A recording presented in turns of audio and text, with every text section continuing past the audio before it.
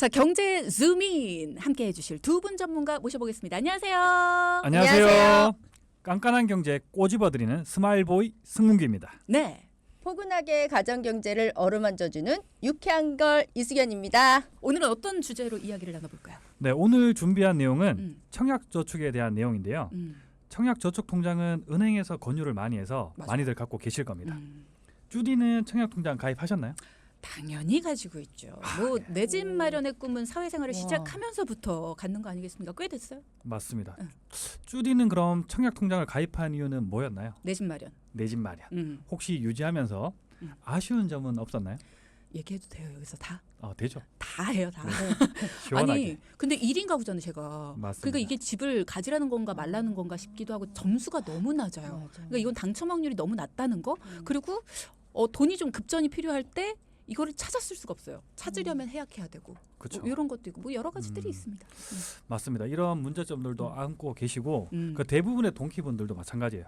청약통장을 가지고 있어야 분양하는 아파트에 청약할 자격을 주어주잖아요. 맞아요. 그래서 많이들 가입하셨을 겁니다. 음.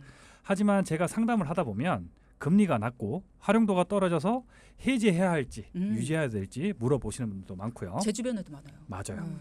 그리고 한국부동산원 청약홈에 따르면요. 올해 8월 말 기준으로 주택청약 종합저축 가입자 수는 2,545만 7,200명인데요. 지난 7월보다는 3만 명 이상 줄었고 작년 8월 말과 비교하면 무려 35만 명이 줄었습니다. 아 줄었구나. 그렇죠. 그래서 국토교통부에서도 문제점을 인지했는지 주택청약 종합저축에 혜택을 더 부과했는데요. 어떤 혜택이 생겼는지 하나씩 설명해 드리겠습니다. 일단은 와 많다 생각을 했는데 이게 많이 줄은 거구나라는 그쵸, 엄청 거 많죠. 처음 알았고요. 혜택이 생겼다라고 하니까 가지고 있는 사람 입장에서 기대가 굉장히 됩니다. 하나씩 소개를 좀 해주세요. 네, 일단은 청약 통장의 종류가 과거에는 청약저축, 청약부금, 청약예금으로 분류가 되어 있는데요. 네. 청약저축은 국민주택, 그러니까 SH공사나 LH공사, 지방자치단체에서 지원을 받아서 주택을 공급하는 걸 청약저축이라고 하고, 그리고 청약부금이나 예금은 민영주택, 그러니까 흔히 우리가 그 민간 건설사에서 짓는 거 있잖아요. 그걸 분양하는 거거든요. 그래서 네네네. 예전에는 이렇게 통장의 종류에 따라서 청약을 할 수 있는 범위가 한정적이었는데 좀 자세하게 말씀을 드리면 청약저축은 국민주택으로 85제곱미터 이하만 가능하고요. 청약부금은 민영주택인 85제곱미터 이하만 가능합니다. 근데 청약예금은 지역하고 그 예치 금액에 따라 평수를 다양하게 신청이 가능하거든요. 그래서 각각의 이렇게 청약을 할 수 있는 조건들이 다르고요. 그리고 청약저축을 그래서 갖고 있는 분들은 민영주택을 청약할 수 없고 그리고 청약부금이라든지 예금을 가지고 있는 분들은 국민주택을 청약할 수 없습니다. 하지만 2009년 5월에 주택청약 종합저축이 도입되면서 국민주택하고 민영주택이 구분 없이 청약이 가능하고요. 네. 개인 연령 제한 없이 가입이 가능해졌습니다. 맞아요. 제가 그때가 맞아요. 있었거든요. 새로 이제 네, 다 나오면서 통합됐을 때. 거요. 네, 네. 그러셨구나. 근데 이제 2015년 9월부터는 청약저축하고 청약부금 그리고 예금이 신규가 중단되었거든요. 쭈디는 이렇게 이게 통장이 활용이 과거하고 지금 현재하고 다르잖아요. 어떤 게 더 유리하다고 생각하세요? 아무래도 예전에는 다 나눠서 가입을 해야 됐다면 지금은 통합이 됐으니까 이게 범위가 더 넓어진 게 좋은 거 아닌가? 그러니까 지금이 더 좋은 거 아닌가라는 생각이 들긴 하는데 예전에도 그래서 왜 해지를 하고 다시 들어야 되냐 이런 고민들 많이 하셨던 걸로 저는 기억을 하거든요. 맞습니다. 엄청 많이 해지도 하셨고 음. 어떻게 해야 될지 몰라가지고 네. 하신 분들 많아요. 그래요. 그래서 예전 거를 해지하고 새로 가입한다면 쭈디가 말한 것처럼 청약할 때는 가산이 되는 점수가 있었잖아요. 그거 사라질까 봐. 맞아요. 네. 그 가산되는 점수가 전부 사라질 수 있습니다. 어. 그런데 이번 달 10월 1일부터 민영 공공주택 중 한 가지 유형에만 청약이 가능했던 종전 청약예금, 청약부금, 청약저축을요. 네. 주택청약 종합저축으로 전환을 할 수 있게 되었습니다. 아주 기쁜 소식이잖아요. 그러네요. 네, 다만 청약 기회가 확대되는 유형인 청약저축 가입자가 민영주택을 청약할 때는 신규 납입분부터 실적이 인정된다고 하니 그 점은 유의하셔야 되겠고요. 그리고 상품 전환은 이번 달은 종전에 가입한 은행 안에서만 가능하지만 다음 달부터는 타행에도 전환이 가능하다고 하니까요. 참고하시길 바랍니다. 일단은 내가 어떤 청약저축에 가입을 했는지 확인을 한번 해보시는 게 중요하고 그렇죠. 과거 상품 내가 그동안 냈던 기간 때문에 어쩔 수 없이 유지를 좀 하고 계셨던 분들 같은 경우에 청약 기회는 적지만 어쩔 수 없지 뭐 하고 가지고 계셨던 분들 일단 전환이 된다고 하니까 가입한 은행에 방문하셔서 상담 후에 전환을 고민해 보시면 좋을 것 같습니다. 이것만 바뀐 게 아니라 또 바뀐 것들이 있을 거 아니에요. 네, 또 좋은 게 바뀐 게 있는데요. 네. 청약 통장인 주택청약 종합저축이랑 청약저축이 소득공제가 가능하세요. 그러니까 저축액의 40%인 240만 원 한도만 가능했었는데 맞아요. 이 한도가 300만 원으로 상향이 됐고요. 그리고 11월 1일부터는 월 납입 인정액이 기존에는 10만 원까지 됐는데 25만 원으로 상향이 되었거든요. 근데 여기서 그 청약 부금하고 청약 예금은 소득 공제가 대상이 되질 않습니다. 그래서 그걸 확인을 꼭 해주셨으면 좋겠고요. 네. 그리고 청약의 금리도 2.8%에서 3.1%로 상향이 됐기 때문에 예전보다는 이자가 굉장히 높아졌어요. 맞아요. 네네. 그래서 내가 뭘 가지고 있느냐에 따라서 굳이 많이 넣을 필요 없어. 많이 넣어봤자 인정이 안 돼. 뭐 이런 얘기 하셨던 분들도 있었거든요. 이제 금액을 좀 더 올려서 넣어도 괜찮다. 10만 원에서 25만 원으로 월 납입 인정액이 상향이 됐다. 요거를 기억하시면 좋을 것 같습니다. 맞습니다. 네. 그것도 꼭 기억하셔야 되고 그러면 청약통장 얼마씩 내놔야 보통 맞아. 네, 얼마씩 내고 계세요? 저는 지금은 중지해 놓은 상태고요. 네네. 원래는 20만 원씩 막 냈거든요. 오, 근데 많이 그러지 많이 말라 내셨다. 그래서 5만 원씩으로 음. 줄였었어요. 네. 이게 청약통장에 낼 수 있는 금액이 최소 2만 원에서 50만 원까지 저축할 수 있는데요. 국민주택에 해당하는 공공분양 평균 당첨 금액은 1,800만 원 정도 된다고 해요. 청약통장에 매달 10만 원씩 15년 동안 꾸준히 납입해야 당첨 가능성이 있었던 거죠. 그러네요. 그럼 한 번에 1,800만 원 내면 되는 거 아니냐 하는 분들 많은데요. 한 번에 1,800만 원을 다 내도 인정 횟수는 기간에 따라 인정되기 때문에 한 번에 많이 내기보다는 꾸준히 내는 것이 중요합니다. 그렇습니다. 그러니까 청약저축 많이 내기보다는 꾸준히 내는 게 중요하다. 이것도 역시나 시간 싸움인 맞습니다. 거네요. 네, 기억을 해두시면 좋겠고요. 이 청약저축은 또 어떻게 활용을 하면 좋을까? 이 팁도 주시면 좋을 것 같아요. 네, 이렇게 국민주택이라든지 민영주택은 사실 신규 아파트를 분양받기 위해서 필요한 거잖아요. 사실 당첨되는 게 굉장히 어려운데 네. 당첨만 되면 시세보다는 굉장히 저렴하게 어쨌든 새 아파트를 살 수 있기 때문에 많이들 가입을 하시잖아요. 그쵸. 그러니까 장기 전세 주택이라든지 임대 주택에도 이제 활용을 할 수 있는데요. 임대 기간이 30년 동안 거주 가능한 국민 임대 주택은 소득이라든지 자산 그리고 무주택 기준을 충족해야 하고요. 50제곱미터 이상 그러니까 20평형 이상은 청약 통장이 필요 없고요. 50제곱미터 미만, 그러니까는 20평형 미만인 경우에는 거주지를 우선순위로 결정해서 청약 통장을 가입하지 않아도 신청하실 수가 있습니다. 제가 정정을 해드리겠습니다. 네. 50제곱미터 이상, 20평형 이상은 청약통장이 필요합니다. 아, 필요 없다고 하셨죠? 네, 맞아요. 필요. 죄송합니다. 20평 미만은 아, 아. 필요가 없다. 아. 이렇게 이제 정량하겠습니다. 그러니까 20평 이상은 청약통장이 필요하고 네네. 20평 미만은 청약통장이 필요 없고. 네 네, 맞습니다. 그렇게 기억을 하셔야겠네요. 그렇게 해서 이제 필요하신 분은 응. 청약을 하실 수 있다. 청약통장이라는 게 장점이 꽤 많네요. 근데 금융상품은 장점만 있는 게 아니잖아요. 항상 보면 단점도 있거든요. 맞습니다. 네, 단점이나 주의할 점도 정리를 해주세요. 역시 예리한 질문 해주셨는데요. 날카롭죠? 네, 아우 네. 찔렸습니다 지금. 네. 청약통장은 청약할 수 있는 자격을 주지만 과도하게 많은 돈을 넣어두게 되면 앞서서 말씀하셨던 것처럼 중간에 긴급하게 돈이 필요해서 찾아 쓰려고 할 때 대출을 받아야 되거든요. 맞아요. 꺼내 쓸 수가 없어요. 담보대출 받아야 됩니다. 음. 근데 대출을 받게 되면 받는 금액만큼 이자 부담이 늘어날 수 있잖아요. 그렇기 때문에 저축을 할 때는 분산해서 하시는 게 좋은데요.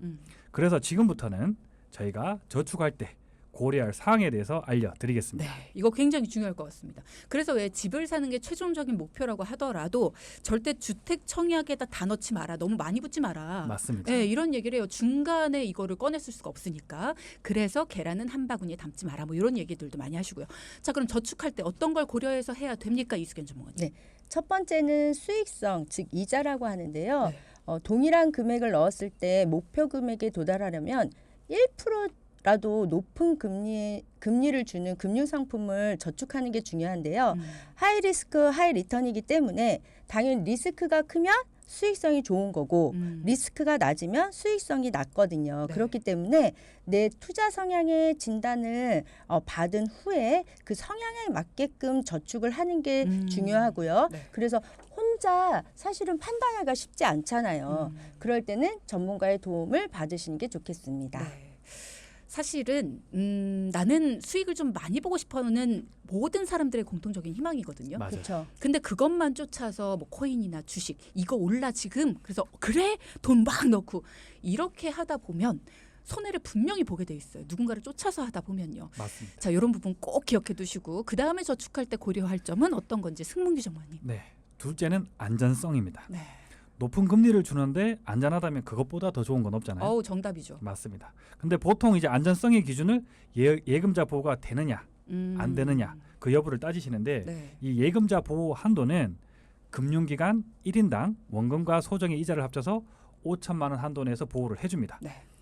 쉽게 풀어서 설명해드리면 A 금융기관 5천만 원, 음. B 금융기관 5천만 원 이렇게 5천만 원 한도씩이니까 네. 나눠서 저축을 하시는 게 좋고요. 네. 그래서 금리가 높은 저축은행 등 이 금융기관에 저축할 때는 예금자 보호 한도 내에서 가입하시면 은행이 파산해도 예금 보호 공사를 통해서 돌려받으실 수 있습니다. 네.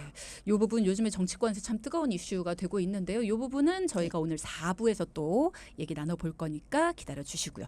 자, 세 네. 번째는 어떤 건가요? 세 번째는 절세인데요. 우리나라는 이자 소득이 있으면 이자 소득세를 차감하고 이자를 지급합니다.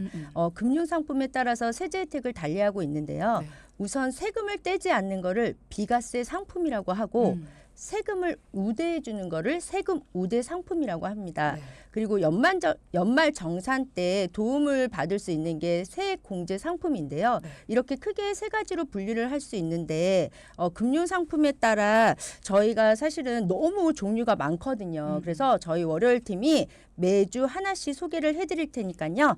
동키분들은 꼭 챙겨서 들으셨으면 좋겠습니다. 그럼 다음 주에는 세금을 떼지 않는 비과세 상품에 대한 얘기를 먼저 해주시는 건가요? 어떻게 하셨죠? 하나하나 얘기하다 보니까 세금 떼지 않는 비과세가 먼저 나오길래 맞습니다. 네. 제가 이거 되게 궁금했거든요. 네. 비과세 상품 이거 다음 주에 또 들어보는 기대를 또 해보고 일주일을 참아보겠습니다. 한 번 들어서는 사실 경제라는 거 참 어렵고 모르는 내용이 참 많습니다. 동키분들도 이 시간 금융상품에 대한 이야기 항상 귀 기울여서 들어주시고요. 자, 방금 얘기해 주셨던 거 다시 한번 정리를 해드리면 저축할 때의 고려사항 첫 번째는 당연히 수익성입니다. 수익이 많이 날수록 좋다. 하지만 하이 리스크 하이 리턴이라는 말씀을 해주셨어요. 많은 수익성만 쫓다 보면은 어쨌든 손해가 클 때도 있기 때문에 그런 부분은 조심해야 된다. 그래서 두 번째를 강조해 주셨던 게 안전성이라는 거고요. 세 번째는 아무리 수익이 많이 나더라도 세금에서 많이 나가게 되면 어쨌든 내 주머니에 들어오는 게 적게 되죠. 그래서 절세 부분을 기억해야 된다. 이 세 가지를 고려해서 저축을 해야 된다고 강조를 해주셨습니다.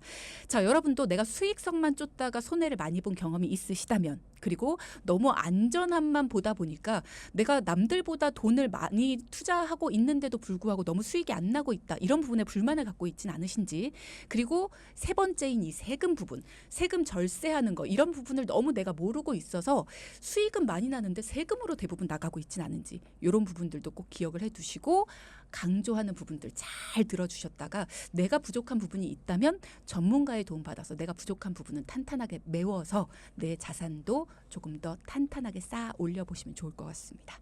네. 자, 그러면 또 강조해 주실 거 뭐 이런 거 없습니까?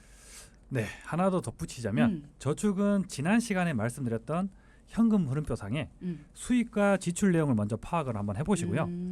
수입에서 지출을 빼게 되면 이게 저축 가능 금액이 나오는 겁니다. 그렇죠. 그리고 평균적으로 3개월 이상 동일한 금액이 매달 남는다. 그러면 이제 정기적으로 저축을 해도 되니까요. 네. 기간과 금액을 분산해서 저축을 하시면 됩니다. 어떤 분들은 이렇게 핸드폰 어플 같은 거에 보면 요즘에 가계부, 뭐 자기 그 용돈기 입장 같은 그런 것들 어플 많잖아요. 네네. 그런 거 절대 쓰지 마라. 이런 분도 계시더라고요. 내가 직접 써라. 이렇게 말씀하시는 전문가분들도 계시던데 두 분 입장은 어떠세요? 사실은 저는 가계부를 쓰는 거는 이미 지출을 하고 나서 메모를 하는 거잖아요. 사실 그거는 의미가 없다라고 생각을 하거든요. 두 분이 그렇잖아요. 그러면 결국에는 내가 예산을 정해놓고 쓰는 거랑 가계부를 그냥 메모만 하는 거니까 이게 좀 다를 것 같아요. 일기 형식으로 네. 쓰지 말아는 거죠. 그렇군요. 그러니까 물론 내가 얼마를 지출했는지를 아는 거 그것도 중요하지만 네네. 그보다도 더 강조하고 싶은 건 쓰기 전부터 얼마를 쓸지를 정해놓고 써라. 네. 요거를 먼저 좀 생각하고 체크. 네네. 썼으면 좋겠다. 그리고 반성을 해라. 많이 썼으면 여기에 왜 많이 썼지? 아, 오늘도 반성을 하고 꼬집혔다. 좀 줄여라. 아야, 네. 아야. 이제 얼음한줘 주세요. 자, 꼬집는 전문가 승문규 전문가와 어루만져 주실 전문가 우리 이수견 전문가 두 분과 함께하고 있습니다. 3부에서는 전문가님들이 직접 만나서 고민을 해결해 주신 분의 이야기를 들어보겠습니다. 어떤 것 때문에 두 분을 찾아오셨을까요? 여러분도 집중해서 함께 들어보시죠. 안녕하세요. 저는 40대 주부입니다. 요즘 동네 엄마들이랑 커피 한 잔을 마시면서 이런저런 얘기를 하다가 보니 엄마들은 애들 보험이 어렸을 때 가입한 보험이라 보장 기간이 짧아서 100세까지 보장되는 성인 보험으로 새로 가입을 했다고 합니다. 근데 그 보험료가 8만 원 정도고 또 좋은 보장들이 아주 많다고 하더라고요. 근데 저희는 진작에 기존 어린이 보험을 해약하고 이미 성인 보험으로 종신까지 보장이 된다는 보험으로 가입을 했는데 보험료가 15만 원 정도 내고 있습니다. 집에 와서 증권을 다시 한번 살펴보니까 종신보험이라고 적혀 있더라고요. 8만 원보다 많이 내고 있으니 더 좀 괜찮은 보험이겠지요. 갑자기 제가 들어준 보험이 괜찮은 보험인지 궁금해졌습니다. 사실 보험료는 부담은 되지만 그래도 제가 여력이 있을 때 애들 보험 준비를 잘 해줬다 생각했는데 과연 우리가 애들한테 좋은 선물을 해준 건지 이런저런 걱정이 돼서 이렇게 사연을 올립니다. 네, 사연 주셔서 너무 감사드리고요. 저는 일단 들으면서 애들 보험인데 종신보험이라고 적혀 있다. 이 부분도 좀 걱정이 되고 8만 원보다 많이 내고 있으니까 괜찮은 보험이겠죠? 돈을 많이 내고 있으면 괜찮은 보험이겠지? 라는 생각을 하신다는 것도 또 걱정이 되고 이래저래 걱정이 좀 많이 됩니다. 자, 내 아이한테 좋은 선물로 미리 보험을 가입해주고 싶어서 가입을 시켜줬는데 이게 과연 괜찮은 걸까요? 라는 질문 꼼꼼하게 한번 살펴볼까요? 네, 일단 자녀 보험 증권을 보니까 종신보험이라고 적혀 있었어요. 아쉽게도 보장 내용을 보기 전에 상품 이름만 봐도 종신보험이라고 하면 점수는 높게 드릴 수가 없는데요. 그죠? 그 이유는 기본이 되는 주계약이 사망보험으로 되어 있어요. 그래서 보험료가 비싸질 수밖에 없었습니다. 그러니까 우리가 이름에 종신보험이라고 써 있으면 우리가 생각하는 그 종신보험 사망 보장되는 그거 맞습니다. 맞죠? 네, 아, 속상하다. 맞아요. 그러니까 사실은 자녀 보험을 준비할 때는 사망 보험금보다는 당연히 자녀가 아프거나 다쳤을 때 치료 목적으로 가입을 하는 게 당연히 좋은 거고요. 그럼요. 근데 이 사연자분은 생명보험사의 종신보험을 가입하다 보니까 내가 가입하고 싶지 않은 그 사망보험금이 의무적으로 들어가 있거든요. 그래서 보험금을 지급하게끔 구성이 되어 있고요. 특히나 그 사망보험금인 주계약에서 특정암 이외의 암 진단 시, 뇌출혈, 급성심근 진단 시 그 사망보험금의 80%를 최초 1회만 지급을 선지급한다는 게 특이한 점입니다. 잠깐만요. 네. 그러니까 이 보험 안에 특정 암 이외의 암 진단 시 또 특정 암이라는 것도 또 뭔가 그렇죠. 마음에 걸리게 적혀 네. 있어요. 네네. 그냥 암 해놓으면 마음이 편할 것을 특정 암 이런 글자가 써 있는 것도 일단 마음이 걸리고 중대한 뇌졸중이나 급성 심근경색에 진단될 때 사망보험금을 땡겨서 준다고요? 그렇죠. 그러니까 이거를 각각 지급을 해주는 게 아니고요. 1회만. 이 중에 한 가지만. 아, 그 네네. 중에 하나만. 네네. 야, 그럼 일단은 진단금을 준다고 하니까 좋은 건가라고 가입을 하실 법하긴 한데 일단 전 마음에 안 들어요. 뭔가 걸리는 게 많아요. 맞아요. 사망보험금도 주고 응. 선지급으로 보험금도 준다고 하니까 응. 다행으로 생각을 많이 하세요. 응. 그런데 앞서 말씀하셨던 것처럼 각각 지급하는 것이 아니라 이 중에 최초 1회만 보험금을 지급해 준다고 되어 있다는 거죠. 즉 암으로 먼저 보험금을 받으면 뇌출혈, 급성심근경색 진단비는 못 받습니다. 아, 암도 또 따로예요? 맞습니다. 아. 그리고 보험료는 사망보험금과 선지급되는 보장으로 구성이 되어 있기 때문에 보험료가 굉장히 비싸거든요. 저희가 항상 강조하는 것은 보험료는 많이 내는 것보다는 적정하게 내야 되고요. 보장의 범위는 가장 넓어야 보험금을 지급받기가 유리하다고 말씀을 드리잖아요. 그래서 내 심장 진단비는 보장 범위가 가장 좁게 구성이 되어 있었어요. 그러니까 우리가 옆집이 내는 것보다 우리 집이 더 많이 내니까 우리가 더 좋은 보장일 거야라고 생각을 하는데 오히려 더 좁았다. 이게 진짜 뒤통수 맞는 거거든요. 맞아요. 거기에 암 진단금도 소외감인 경계성 종양이라든지 기타 피부암, 제자리암, 갑상선 암을 제외한 어떤 암 진단을 받더라도 지급을 해야 되는데요.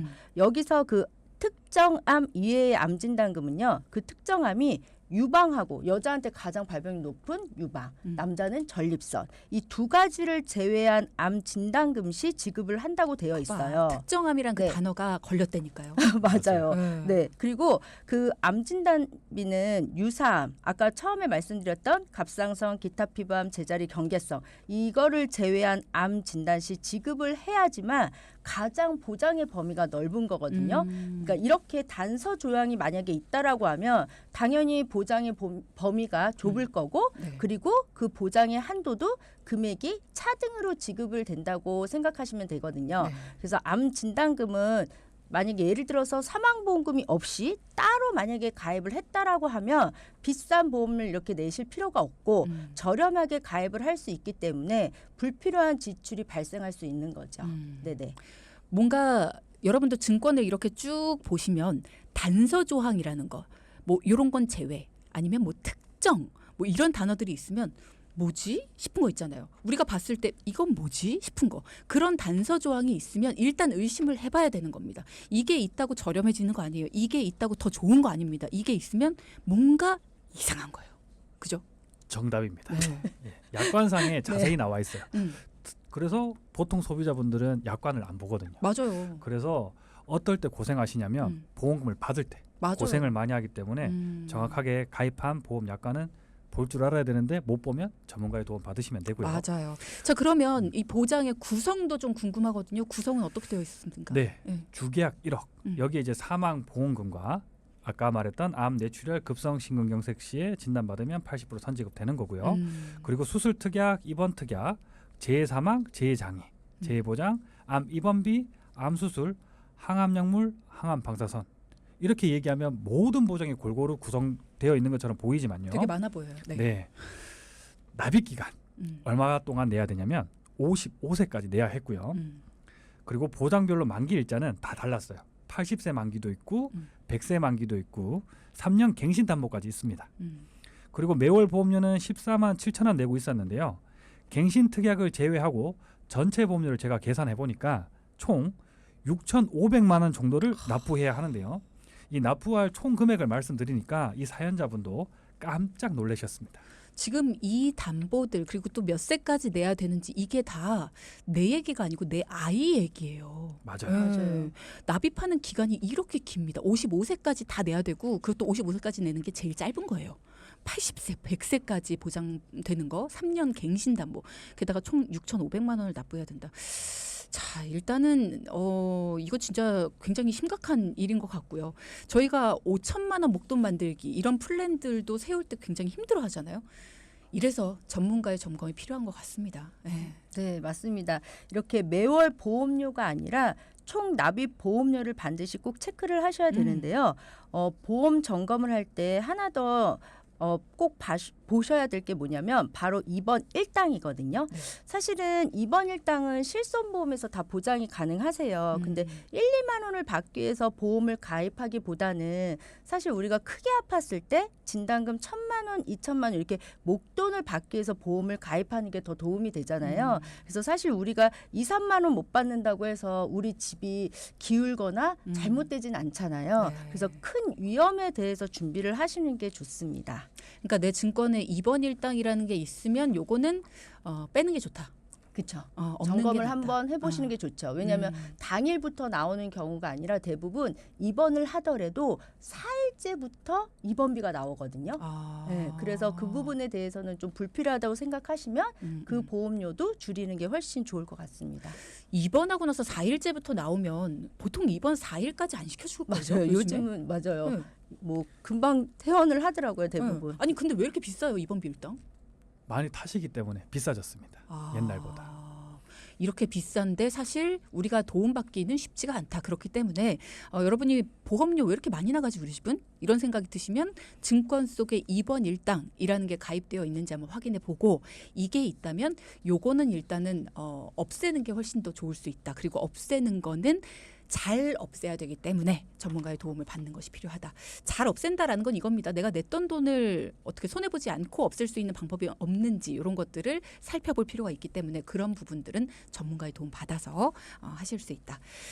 자, 그럼 사연자분 자녀분 일단 보험이 조금 마음에 안 듭니다. 맞습니다. 어떻게 가입을 하는 게 유리할까요? 네, 사연자분 자녀분이 18세거든요. 네. 그래서 어린이 보험은 지금은 만 15세까지만 가입이 돼요. 하지만 요즘에 MG 보험이라고 불리는 어린이 보험이 가입이 가능한데요. 네. 회사별로 차이가 있지만 최대 40세까지 가입이 가능합니다. 네. 어린이가 아니라 성인도 가입하는 어른이 보험이라는 거죠. 보험료는 성인 보험보다 저렴하고 네.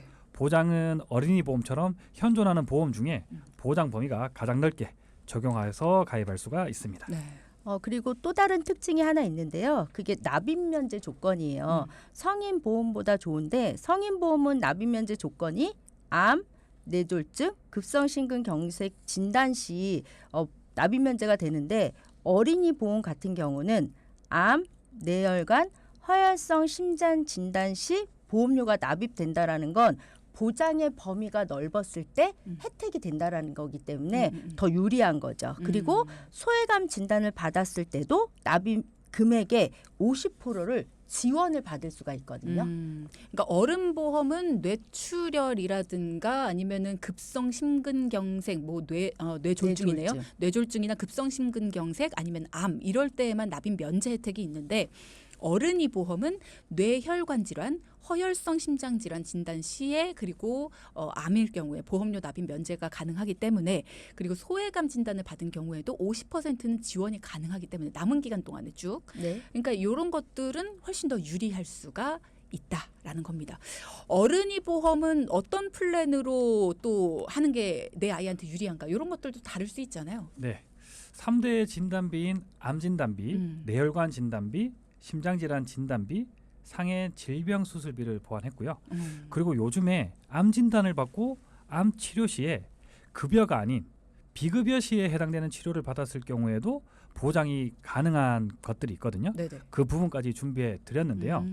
그리고도 보험료는 6만 3천 원밖에 나오지 않았습니다. 그럼 어떻게 되냐면 기존에 14만 7천 원 내셨잖아요. 네. 6만 3천 원으로 8만 4천 원이 절감되는 거거든요. 이게 매달 절감되는 돈인데 이 돈을 그냥 두면 어떻게 될까요? 목적 없이 소비할 수가 있습니다. 그래서 이 부분 꼬집어드려서 제가 자녀 적금 통장을 만들어서 보험료만큼 매월 적립하라고 안내해드렸습니다. 그럼 보험의 보장도 좋게 해주고 저축도 해주는 거니까 두 마리 토끼를 다 잡을 수 있게 됐다는 거죠. 그렇죠. 14만 7천 원을 매달 내고 있었는데 6만 3천 원으로 줄였습니다. 우리가 보통 금액을 줄인다, 내는 돈을 줄인다라고 하는 거는 학원 한 군데 덜 다녀야 되고 먹는 거 줄여야 되고 맞아요. 뭔가를 네. 덜 해야 되는 거잖아요. 그쵸. 근데 이거는 덜 하는 게 아니라 오히려 보장을 넓혔어요.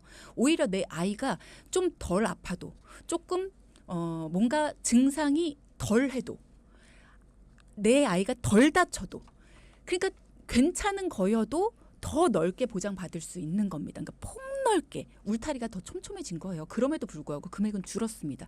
이게 전문가의 해법이에요. 그렇게 됐는데도 금액이 줄었기 때문에 오히려 적금 통장이라는 걸 만들 수 있게 됐습니다. 보장과 저축 두 마리 토끼를 다 잡을 수 있는 방법이 전문가이기 때문에 나올 수 있었다라는 겁니다.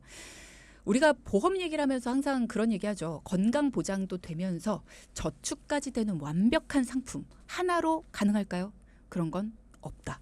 보장은 보장대로 따로 들고 저축은 저축대로 따로 해야지 가능합니다. 이런 얘기 드립니다. 보통 아플 때 보장도 되는데 나중에 저축까지 된다고 하니까 또 연금으로 받을 수 있다고 하니까 뭐 이런 얘기들 때문에 보장도 협소하고 저축력도 부족한 엉뚱한 보험에 많은 돈들을 쓰고 계시는 경우들이 있거든요. 그래서 매번 전문가님들이 보험을 한번 훑고 나시면 가격이 줄어들게 되는 겁니다. 그러니까 여러분도 우리 집 보험 돈 많이 내고 있으니까 이 정도면 되겠지. 많이 괜찮은 거겠지. 남들보다 더 좋은 거겠지. 이렇게만 생각하지 마시고요. 우리 집 보험도 내 보험도 이렇게 큰 구멍이 뚫려 있는 건 아닐까. 혹시라도 비싸기만 하고 구멍은 이만한 게 뚫려 있는 보험이 아닐까 이런 생각하시면서 여러분도 한번 전문가의 도움 받아보시기 바랍니다. 오늘의 포인트 짚어볼게요. 첫째. 예전 청약저축, 주택 청약 종합저축으로 전환이 된다.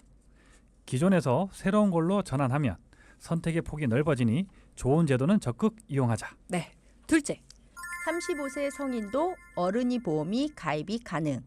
성인 보험보다는 저렴하고 납입 면제 조건도 좋으니 내가 가입한 보험을 체크하자. 네, 지금까지 경제 줌인 승문규 전문가, 이수견 전문가 두 분과 함께했습니다. 고맙습니다. 감사합니다. 감사합니다. 네, 방송 중에 상담해드리는 내용은요, 청취자 여러분의 올바른 투자 판단을 위해 참고로 드리는 말씀입니다. 금융상품 가입이나 해지 같은 판단은 스스로의 책임으로 결정하셔야 한다는 점 꼭 기억하시기 바랍니다.